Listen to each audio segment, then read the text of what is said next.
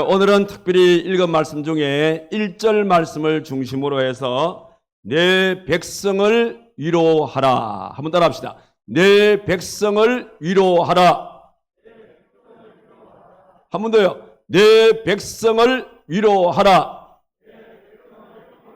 예, 오늘 말씀의 제목입니다. 내 백성을 위로하라고 하신 하나님 말씀을 중심으로 해서 이 한 시간 함께 은혜 받는 시간을 갖도록 하겠습니다.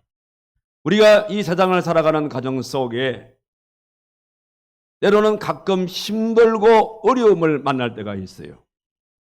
이렇게 힘들고 어려운 일을 만나게 되어질 때에 누군가가 나에게 와서 위로해주고 누군가가 나에 의해서 따뜻한 격려의 말 한마디를 던져주게 되어지면 그게 우리의 생활 속에 큰 힘이 되어지고 때로는 많은 삶의 격려가 되는 경우가 있고 때로는 그 말 한마디 때문에 내 인생의 삶이 바뀌어질 때도 있다는 사실인 겁니다. 우리는 그와 같은 사실을 한 사람의 삶을 통해서 우리는 알 수가 있습니다. 오랜 옛날의 얘기입니다. 1700년도의 얘기입니다. 아주 뛰어난 한 음악가가 있었는데 이 음악가는 아주 큰 재능을 가지고 있음에도 불구하고 세상적으로 그 재능을 인정받지를 못했습니다. 그분은 나름대로의 음악을 작곡을 해서 많은 발표회를 했습니다. 음악회를 갖게 되어지면 좋은 반응이 아니라 별로 좋지 못한 그런 반응들, 별로 관심을 기울이지 않는 그런 결과들이 많이 일어났습니다. 그러다 보니까 우리 음악을 하신 분들은 알겠지만은 한번 음악회를 열라 그러면 그냥 그게 쉬운 일이 아니에요. 많은 재정들이 투입이 되어야 됩니다. 그래서 이 음악가는 많은 재정을 투입을 해서 이렇게 음악회를 열다 보니까 본의 아니게 많은 빚을 지게 되었다는 사실입니다. 그래서 이 음악가는 큰 실망이 왔어요. 그런 가운데 그의 나이 56세 때에 뜻하지 아니하게 오른손과 오른발에 마비의 증세가 일어났습니다. 몸이 굉장히 좋지를 않았습니다. 그런 가운데 이 음악가는 이제 음악을 포기해버릴까 그런 좌절과 실망에 쌓이게 되었습니다. 그런 가운데 있을 때 어느 날 그의 절친한 친구 찰스 제넨스라는 친구가 그를 찾아왔습니다. 그를 찾아와서 그게 위로해 주면서 그에게 한 권의 책을 건네주었는데 그 책이 어떤 책이냐면 바로 이 성경책이었습니다. 이 제넨스라는 사람은 아주 믿음이 좋은 사람이었고 또 부자였습니다. 그래서 이 제넨스는 이 친구에게 성경책을 건네주면서 이보게 이 책을 잘 읽어보게나 아직은 자네의 나이에 음악을 포기하기는 너무 이르지 않느냐. 이 책을 자세히 읽어보게 되어지면 이 책의 주인공께서 자녀를 위로해 주고 자녀에게 좋은 곡을 쓸 수 있도록 도와줄 것이네. 그러니 이 책을 자세히 읽어보고 이 책을 통해서 한번 곡을 만들어 보게나. 그렇게 위로하고 건면하고 그분은 떠났습니다.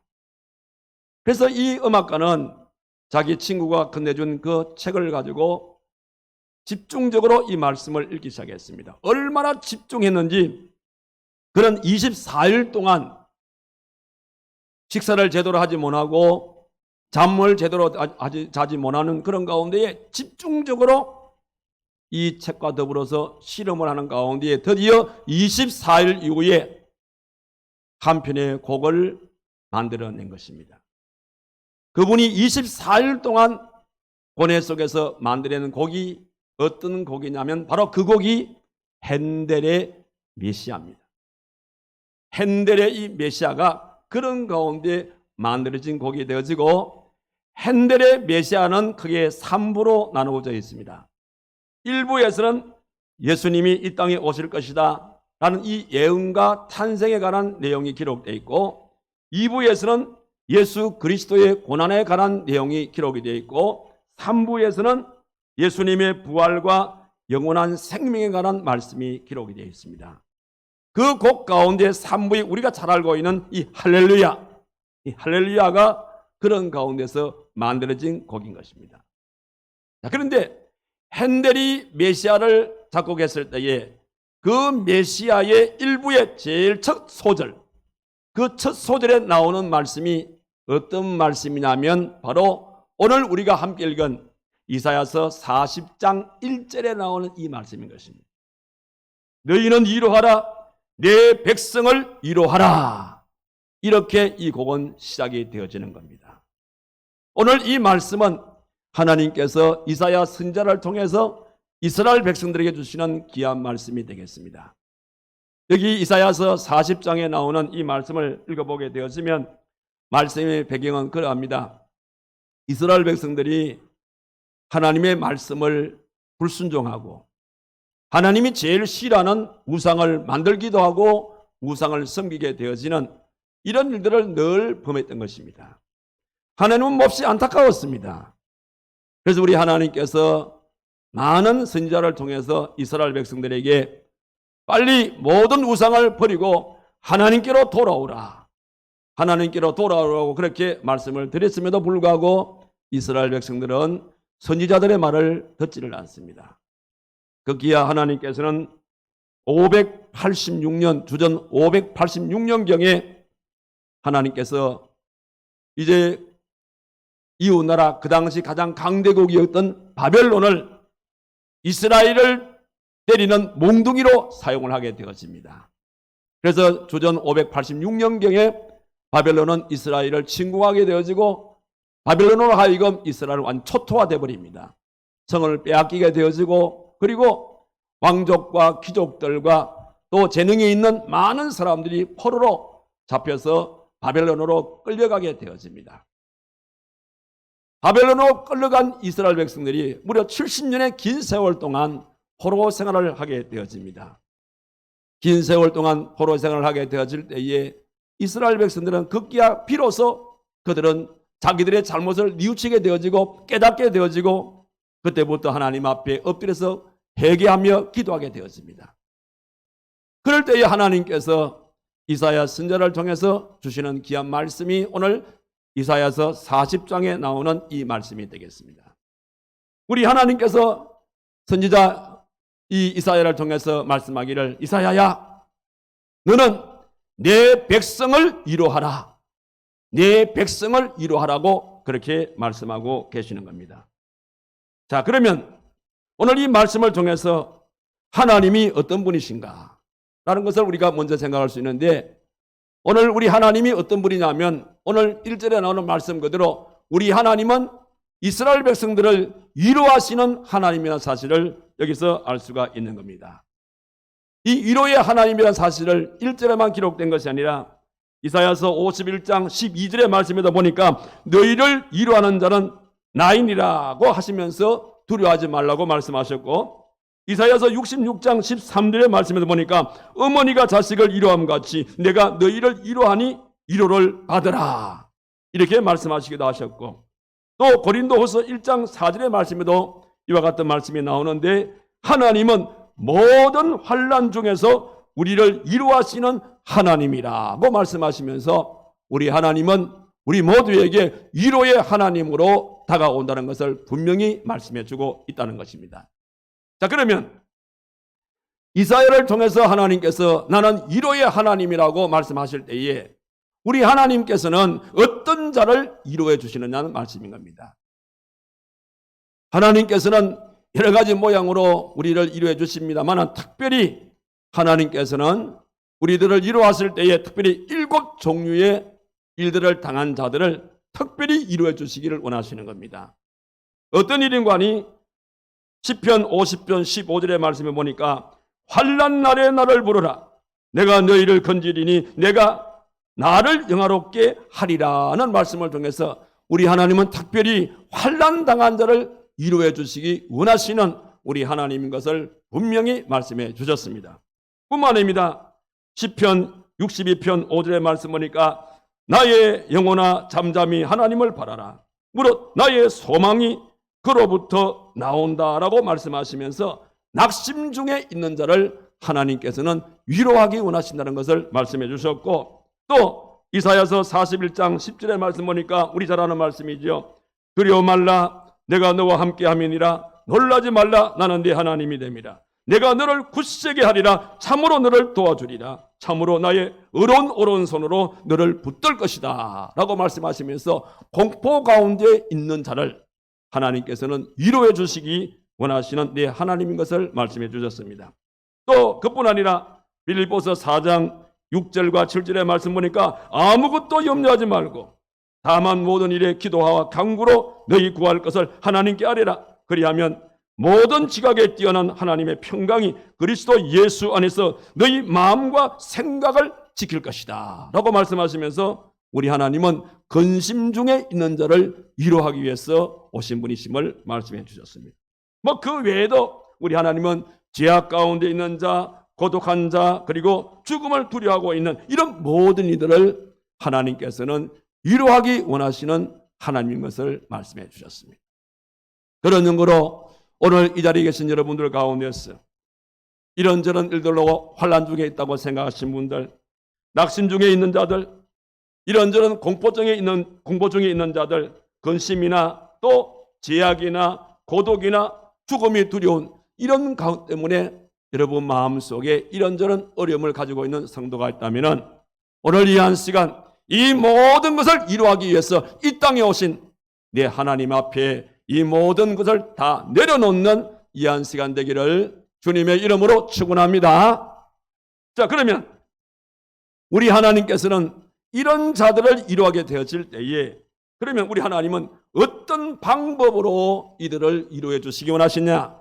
오늘 본문의 말씀 보게 되어지면 우리 하나님은 크게 세 가지의 방법으로서 이런 일들로서 근심, 걱정, 환난 속에 공포 중에 이런 여러 가지 이런 위기를 느끼는 이런 성도들에게 하나님께서는 크게 이루어 주시기 원하시는데 그 세 가지 방법이 어디 나오냐면 오늘 본문 속에 나오는 겁니다. 먼저는 오늘 본문 읽은 말씀 가운데 1절의 말씀이 참으로 중요한 말씀입니다. 자, 이거 보니까 너희의 하나님이 이러시되 너희는 위로하라. 그 다음에 말입니다. 내 백성을 위로하라. 이런 말씀이 나옵니다. 자, 여기에 하나님께서 왜 하필 내 백성이란 이 말씀을 강조하고 계실까? 지금 하나님께서 내 백성을 덜먹 계시는데 지금까지 하나님께서 말씀하시는 그 백성을 하나님이 어떻게 했습니까? 70년 동안 바벨론의 포로 생활하도록 내버려둔 그 백성인 것입니다. 자, 이건 여러분들이 이 말씀을 여러분들이 이해를 하시려면 여러분들 이와 같은 겁니다. 우리 가끔 가정에서 자녀가 굉장히 애를 먹일 때에 우리 부모님들께서 자녀에게 너무 화가 나니까 이런 말을 듣는 때가 있죠. 너 그러려고 그러면 집 나가! 나가 죽어! 들어오지 마! 이런 얘기 하지요. 그러면 진짜로 그 아이가 미워서 나가란 겁니까?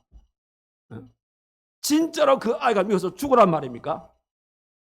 진짜로 그 아이가 미워서 들어오지 말라 그럽니까? 그런데 가끔 보면은요, 우리 젊은이들은 엄마 아빠가 화가 나가지고 나가! 진짜로 나가는 아이가 있어요. 들어오지 마! 진짜로 안 들어와요. 여러분, 이런 상황이 되었을 때에 화가 나서 그렇게 말한 부모의 심정은 어떻습니까? 그 말을 듣고 진짜로 집을 뛰쳐나가버린 그 아이가 잘 됐구나. 아이고 속 시원하다. 부모의 마음이 그렇습니까? 그렇지 않지요. 화가 나서 한 말이었지만은 그 아이가 부모의 말을 듣고 엄마가 나 싫어하는가 봐, 아빠가 나 싫어하는가 봐 하고 집을 뛰쳐나가 버렸다면 부모는 그 아이가 이 시간에 어디서 무엇을 할까? 밥이나 제대로 먹었을까? 온갖 걱정이 그 머릿속에 떠오르는 거예요. 언제까지? 그 아이가 집에 돌아올 때까지 한순간도 구중듣고 집을 떠난 그 아이를 내리 속에서 한 번도 생각하지 않을 때가 없다 이 말입니다.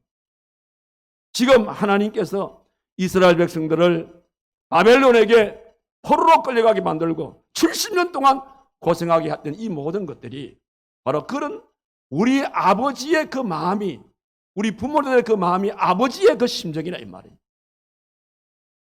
그래서 70년 후에 그 장면을 지켜보고, 그리고 이스라엘 백성들이 애굽 땅에서 고생하는 것 얼마나 하나님께 가슴 아프게 지켜봤겠습니까? 그 70년의 세월이 지나면서 이스라엘 백성들이 하나님, 우리 잘못했어요, 용서해 주세요. 자기의 잘못을 뉘우치고 회개하고, 또 70년의 포로 생활 가운데서 그가 그동안 하나님 앞에 범했던 죄의 값을 치른 거예요. 오늘 말씀이 그런 말씀입니다. 2절의 말씀 같은 경우, 이제 죄의 값을 다 치렀으니까 이제 그들이 다시금 고국으로 돌아올 때가 되었으니 이사야야, 그래서 너는 내 백성을 위로해라, 나의 백성을 위로하라, 이렇게 하나님께서 말씀하시면서 이스라엘 백성들을 위로하라고 그렇게 얘기하신 겁니다. 그러면서 우리 하나님께서는 그 위로의 방법을 세 가지로 말씀해 주셨다고 말씀했죠. 그 첫 번째 방법이 어디 나옵니까? 2절입니다. 여기 보니까 너희는 예루살렘의 마음에 닿도록 말하며 그들에게 외치라. 그 노역의 때가 끝났고 그 죄악이 사함을 받았느니라. 그의 모든 죄로 말미암아 여호와의 손에서 벌을 배나 받았느니라 할지니라 하시니라. 이게 무슨 말씀인가 하면요, 우리가 재판을 받아보신 분들은 아마 금방 알 거예요. 재판을 받아보지 않아도 판사가 형을 구형하게 될 때에 보통 이렇게 합니다. 1년 징역에 2년 집행유예 혹은 140시간 사회봉사생활, 이런 식으로 판결문이 나와요. 이건 무슨 얘기냐면 1년 징역이라 하면은 구속이 있고 그냥 형이 그냥 1년 징역 이렇게 떨어집니다. 그 대신 1년 구속이 되느냐 아니면 그렇게 하느냐 아니면 사회봉사생활 140시간을 하느냐. 그러니까 1년 감옥에서 머물 수도 있고 감옥에 머물지 않지만은 그 죄의 벌로서 140시간의 사회봉사생활을 하라는 그런 이제 구형이라 이 말이에요. 그리고 2년 집행유예라는 것은 뭐냐면, 이거는 2년 안에 만약에 이 죄를 2년 안에 또 범하면은 집행유예 기간 안에 범하게 되어지면은 가중처벌의 벌을 때리겠다, 이런 식으로 내리는 겁니다. 지금 그 당시에 그 시대에도 죄에 대한 형을 때리게 될 때에 가끔 죄를 지은 자에게 강제 노역을 시키는 그런 경우가 있어요. 지금 이 이스라엘 백성들이 바벨론에 끌려가게 되어졌고 그 바벨론에서 죄의 값을 치르게 되어질 때에 감옥에 집어넣은 것이 아니라 그들에게 노역을 시켰다 이 말이에요. 너희들이 감옥에 들어가지 않는 대신에 강제 노역을 시키게 되는데 그 강제 노역의 기간이 70년이었어요. 지금 2절은 그 말입니다. 이제는 그 노역의 때가 끝났다 이 말입니다. 죄값을 치루었다 이 말입니다. 배나 치루었다는 겁니다. 그렇기 때문에 이제 하나님께서 이사야 선지자를 통해서 너희의 죄값을 다 치루었으니까 이제는 고향으로 돌아갈 준비를 하라, 이런 방법으로서 하나님께서 이 위로해 주시는 모습을 여기서 읽을 수가 있습니다. 오늘 저와 여러분들은 이 말씀을 통해서 오늘 이 시대를 돌아보시기 바랍니다. 오늘 우리가 살고 있는 시대는 정말 하나님의 위로가 그런 필요한 시대입니다. 더군다나 이 코로나 전국이 오랫동안 지속되다 보니까 온 국민들은 아우성입니다. 오늘이나 내일이나 이제 코로나가 끝날까 하는데 지금은 더 창궐합니다. 이제는 코로나가 절정에 이른다. 그러나 언젠가는 코로나는 끝나게 되어 있습니다. 지금 정보적인 차원에서는 아마 코로나가 이 정점이 아마 3월 중순쯤 되면 정점에 이를 것이다. 3월 중순쯤 되어지면 이제 코로나는 서서히 이제 약해질 것이고 그냥 감기 정도로, 그래서 코로나는 끝날 것이다. 그래서 3월 중순경을 정점으로 보는 것입니다. 아무튼 이 코로나 때문에 경제도 어려워졌고 사회생활은 뒤죽박죽이 되어졌고 모든 생활의 삶의 패턴이 다 깨진 것입니다. 그런데 참 감사한 것은, 모르겠습니다. 저는 개인적으로 그렇게 생각합니다. 하나님께서 우리에게 코로나 정점을 허락하신 것은 바로 우리 고신총회가 70주년을 맞이해서 한국교회의 70일 특별 새벽기도를 선포하고, 그러면서 이 민족이 잘못한 것을 하나님 앞에 눈물로서 새벽마다 부르짖는 우리의 이 기도를 통해서, 우리의 회개 기도를 통해서 하나님께서 진노를 거두어 주시고 이제 이 코로나의 끝을 보여주고 계시는 것이구나, 저는 그렇게 생각합니다. 그렇습니다. 우리 하나님께서는 이스라엘 백성들이 70년 동안에 그들의 지은 모든 죄값을 다 치르고 난 이후에 이제 끝났다, 그러니 고국으로 돌아갈 준비를 하라, 이렇게 말씀하신 것처럼 오늘 저와 여러분의 삶 속에도 우리의 힘들고 괴로운 이런 모든 일들이 언젠가는 때가 되어지면 반드시 끝날 날이 오게 되어진다는 사실인 겁니다. 끝날 날이 오게 되어지고, 끝날 날이 오게 되어지면 지금까지 우리가 가지고 있는 모든 문제는 하나님께서 이로와 더불어서 다 해결될 줄로 믿습니다. 이런 차원의 하나님께서 이스라엘 백성들을 위로해 주는 것을 여기서 읽을 수가 있고, 또 하나의 위로의 방법은 여기 6절과 8절에 기록되어 있습니다. 여러분 6절과 8절을 다시 한번 봅시다. 이 말씀 보니까 이런 말씀이 있죠. 말하는 자의 소리여 들어 이르되 외치라 대답하되 내가 무엇이라 외치리까 하니 이르되 모든 육체는 풀이요 그의 모든 아름다움은 들의 꽃과 같으니 풀은 마르고 꽃이 시들면 여호와의 기운이 그 위에 불미라. 이 백성은 실로 풀이로다. 풀은 마르고 꽃은 시드나 우리 하나님의 말씀은 영원히 서리라 하라. 다시 말해서 하나님께서는 어떤 방법으로 우리를 위로해 주냐면 영원히 변하지 않는 말씀을 통해서 하나님께서는 우리를 위로하고 있다는 사실을 믿으시기를 바랍니다. 여러분, 우리의 인생의 삶이란 것은요, 아무리 이 세상이 아름답고 내가 가진 것이 아무리 아름답고 좋게 보인다 하더라도 이 땅에 우리가 가지고 있는 이 모든 것은 한 포기의 풀과 같고 한 송이의 꽃과 같다는 겁니다. 풀이 아무리 아름답게 자라고 꽃이 아무리 아름답게 핀다 할지라도 언젠가는 그 풀은, 언젠가는 그 꽃은 시드는 그런 시간이 온다는 겁니다. 거기에 너무 집착하지 말라 이 말입니다. 그러나 하나님의 말씀은 어제나 오늘이나 영원토록 변하지 않는 하나님의 귀한 말씀이라 이 말이에요. 그러니 이런저런 모양으로 상처받은 이 이스라엘 백성들에게 세상을 바라보지 말고 너희들이 지금까지 세상을 바라본 결과가 무엇이냐? 이런 결과가 오지 않았느냐?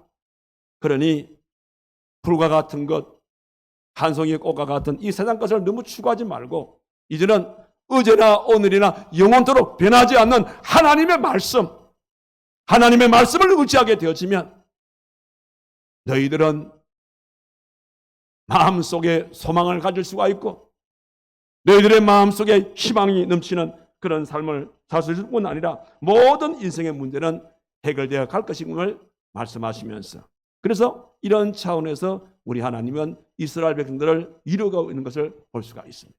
이게 두 번째 위로의 방법입니다. 그리고 또 하나의 위로의 방법은 어디 나옵니까?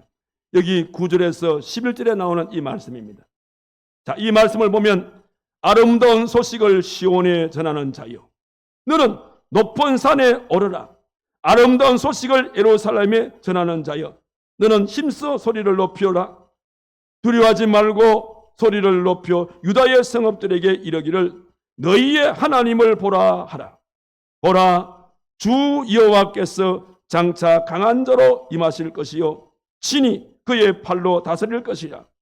보라, 상급이 그에게 있고 보홍이 그의 앞에 있으며 그의 목자같이 양떼를 먹이시며 어린 양을 그 팔로 모아 품에 안으시며 젖먹이는 암컷들을 온순히 인도하시리로다.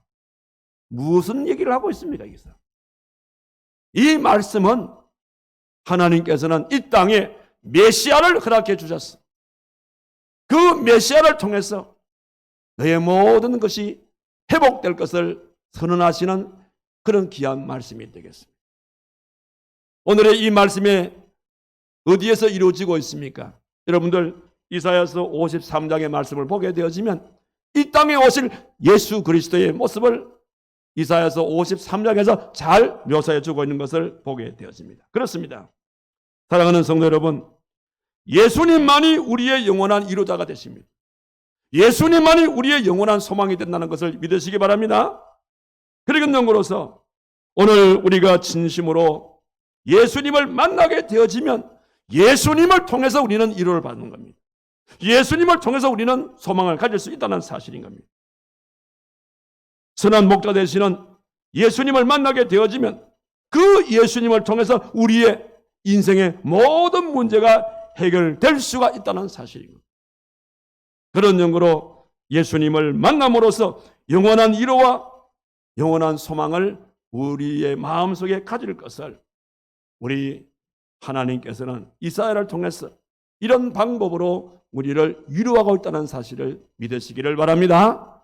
그런 연구로 오늘 저와 여러분들 우리의 생활 속에 이런저런 일들로서 좌절과 낙심과 절망 속에 있는 성도가 있다면 오늘 이 한 시간 예수님을 다시 한 번 더 만나시기 바랍니다.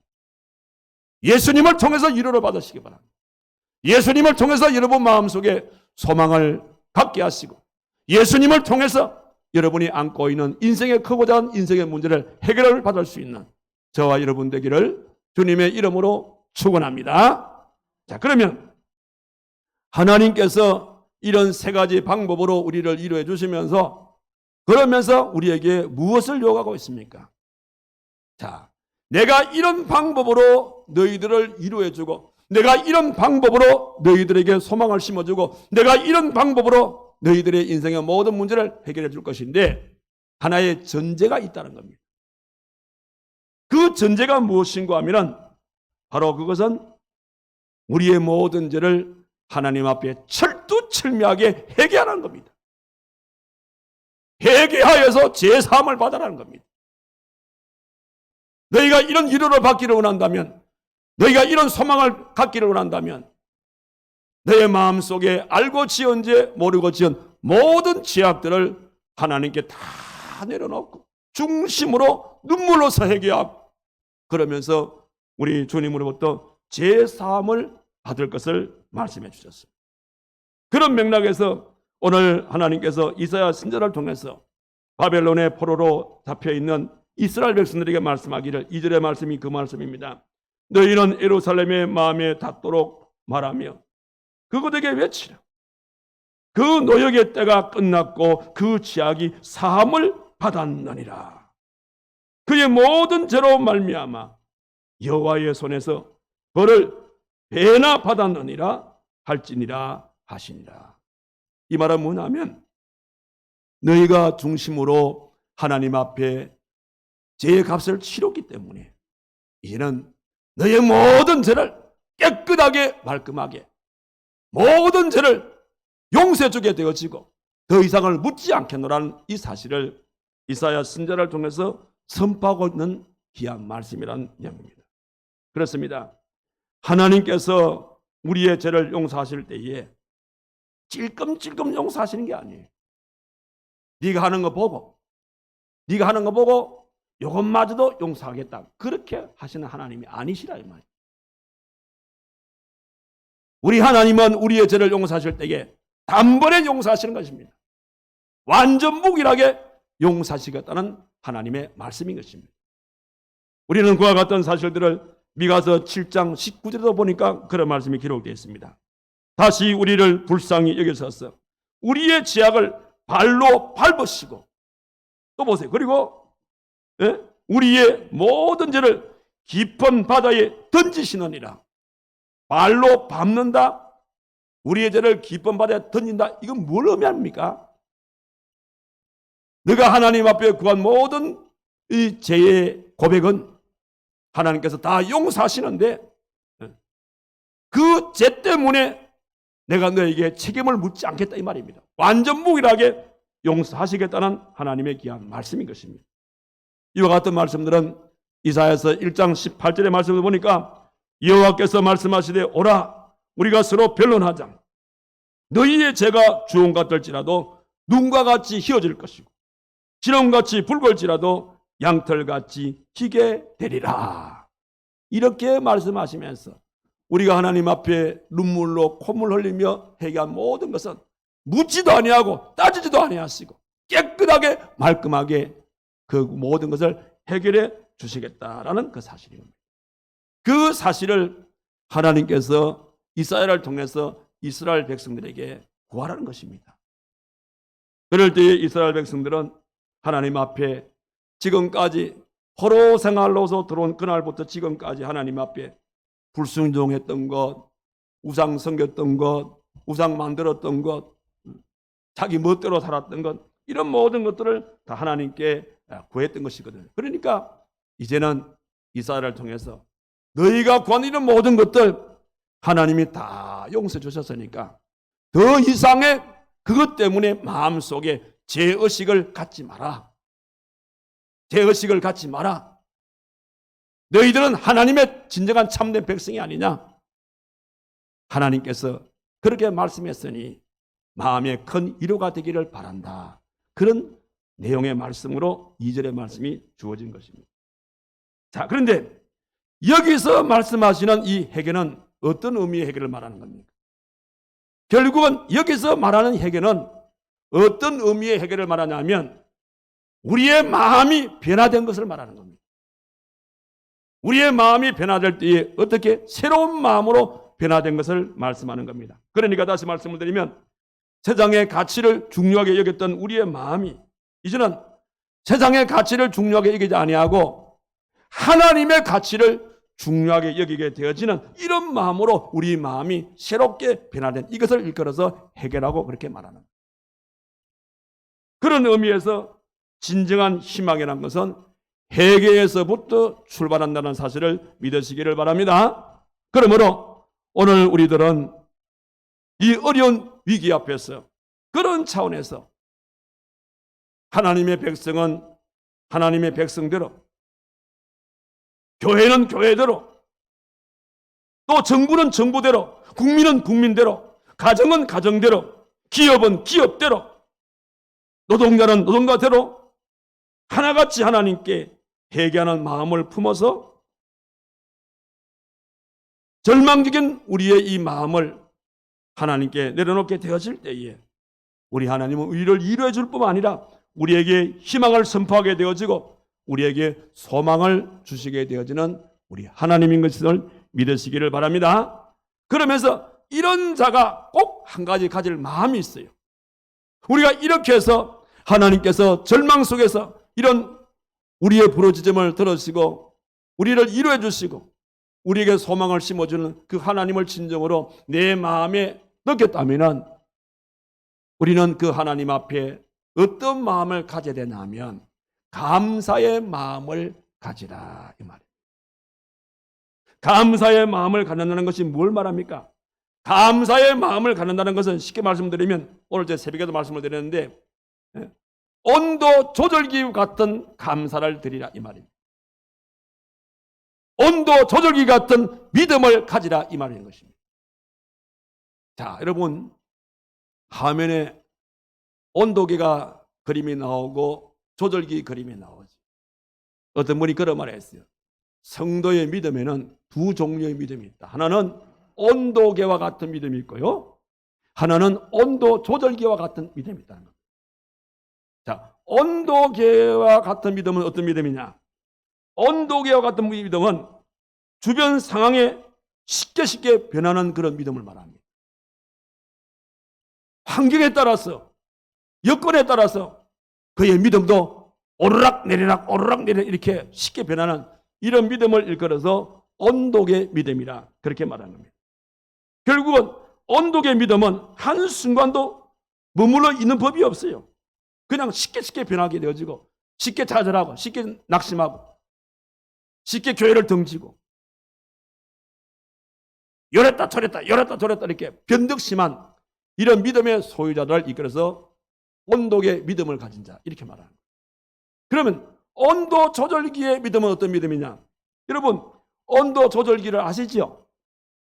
여러분들 지금 겨울철이니까 여러분 가정에 가게 되어지면은 여러분들 다 이 보일러 돌리죠? 그리고 여러분들 그 보일러를 돌릴 때에 여러분들 온도 조절기가 다 붙어 있답니까? 그래서 온도 조절기는 실내 온도를 예를 들어서 25도 정도 맞추겠다 하면은, 그러면 그 실내 온도가 온도 조절기가 맞추는 25도를 기점으로 해가지고 항상 그 실내 온도는 25도를 평균을 이루어 나가는 것이 온도 조절기 역할인 것입니다. 그리고 온도 조절기는 예를 들어서 25도보다 다운되게 되어지면은 보일러를 가동시켜가지고 그걸 25도로 맞춰주는 겁니다. 만약에 날씨가 더워가지고 25도보다 높게 되어지면은 어떻습니까? 가정에 에어컨을 가동시켜가지고 25도로 그 온도를 낮춰주는 겁니다. 항상 25도라는 이 하나의 그 온도 조절된 이 온도에 따라서 그 실내 온도는 항상 맞춰지는 겁니다. 우리의 신앙생활이 온도 조절기와 같은 이런 믿음이라는 것은 뭐냐면 하나님과 우리 사이에 어떤 적정선의 조절을 맞춰놓는 겁니다. 그래서 우리의 신앙생활이 하게 되어질 때 하나님과 우리 사이에 맞춰놓은 이 조절, 이 믿음의 조절이 만약에 그 조절보다 우리 신앙이 다운되게 되어지면 하나님께서는 시타를 가동시켜서 올려주는 거예요. 우리 마음에 불을 붙여서 올려주는 겁니다. 또 우리의 신앙이 너무 오버를 하는 겁니다. 오버하게 되어지면은 그 길로 나가게 되어지면은 교만할 수밖에 없으니까 교만은 곧 죄가 된다. 그래서 죄를 짓지 않게 위해서 여러분들 에어컨을 가동시켜가지고 올라가 있는 우리 믿음을 내려게 만들어요. 그래서 항상 이 우리의 신앙을 정해놓은 온도, 그 온도에 따라서 우리의 삶이 비가 오나 바람이 부나 환경에 따라가지 아니하고 어떤 여건에 휘말리지 아니하고 항상 적당한 자기 온도, 하나님과 우리 사이에 그 적당한 그 간격을 유지하면서 믿음 생활하는 이것이 바로 온도, 이 온도 조절기 같은 믿음이라 이 말. 그러면 이런 상황 속에서 어떤 자가 하나님께 감사의 삶을 사느냐? 온도계 같은 신앙 가진 사람은 감사가 안 나와요. 온도계 같은 신앙 가진 사람은 잘 되면 내가 잘 되는 줄 알고 잘못되게 되어지면 하나님께서 안 도와줘서 않는 것처럼 그래서 하나님을 원망하고 불평할 뿐이지 하나님께 감사의 마음이 없어요.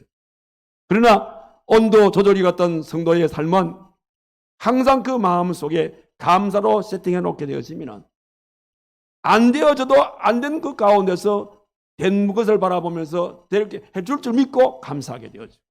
잘 되어져도 이 모든 것이 하나님이 나에게 복을 주어서 잘 되는 것. 그래서 감사가. 그래서 항상 온도 조절기 같은 이 성도의 삶은 늘 감사로 세팅이 되어 있으면 늘 감사하는 거예요. 잘 되면 잘 된 대로 감사하고 못 되면 잘 될 줄 알고 감사하게 되어지고 힘들어도 감사하게 되어지고 출세해도 감사하게 되어지고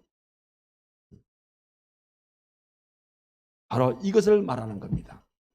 그래서 진정으로 하나님의 위로를 받은 자는 진정으로 성숙한 믿음을 가진 사람은 온도계 같은 믿음이 아니라 온도 조절계 같은 그런 믿음 속에서 감사를 기준을 하고 살게 되어질 때에 하나님께서는 그 모든 위기를 해결해 줄 뿐 아니라 하나님은 위기 속에 감사하고 있는 그 성도를 시대의 주역으로 서신다는 사실을 믿으시기를 바랍니다. 이렇게 해서 우리가 회개하고 하나님 앞에 또 감사의 삶을 살게 되어지면 하나님께서는 우리에게 어떤 결과를 주시냐면 두 가지의 결과를 주시는 거예요. 첫 번째 결과는 뭐냐면 모든 죄를 다 용서해 주시는 용서의 축복을 주신다는 사실인 겁니다. 그리고 또 마지막 한 가지는 뭐냐면 우리의 삶을 전체적으로 하나님께서는 다 회복시켜 주신다는 사실. 어디 그런 말씀이 나옵니까?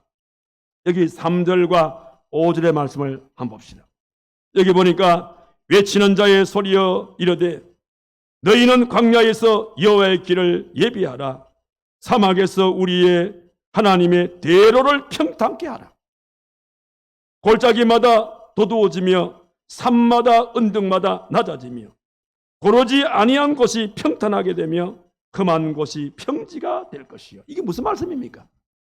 하나님께 우리가 위로를 받게 되어지면, 그리고 위로를 받으면서 회개하고 하나님께 감사의 삶을 살게 되어지면, 이렇게 하나님께서는 모든 것을 다 회복시켜 주신다 이 말입니다.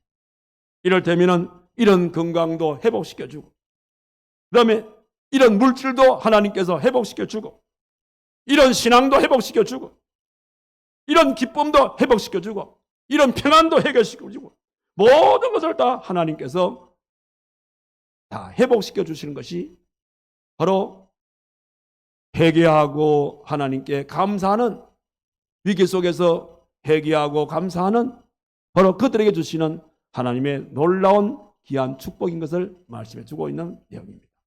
그런 증거로 오늘 사랑하는 성도 여러분들, 우리의 생활 속에 살아가면서 이런저런 위기를 만나게 할 때에 좌절하거나 낙심하지 마십시오. 하나님의 위로를 받으시기 바랍니다.